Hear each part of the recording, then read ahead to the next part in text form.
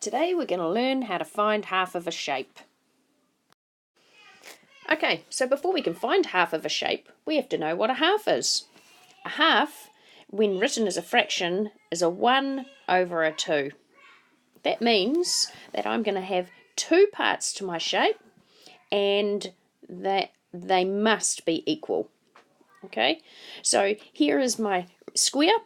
This is the outside of my square. If I'm going to cut this into half, I have to make sure that they are even. So I'm going to go straight down there, and I should have two equal parts to that shape. That's half of a rectangle. Okay, I could also halve my shape this way. 1 half and the other half. I could also halve my shape this way. Here's 1 half. It's equal to this half. So there are many different ways sometimes that you can half a shape. Okay, so here are some more shapes. I've got a triangle here. I can cut that in half, straight down the middle. Just remembering, actually that's not very good. Hold up.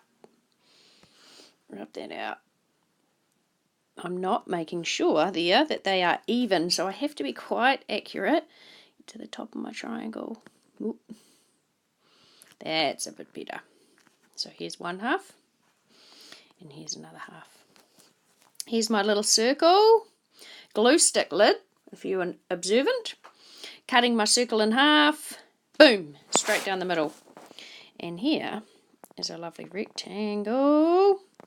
This time I'm going to cut that in half. So whenever I'm cutting shapes in half, I just have to make sure that they are two equal parts. Here's one equal part, 1 half. It's the same as this equal half.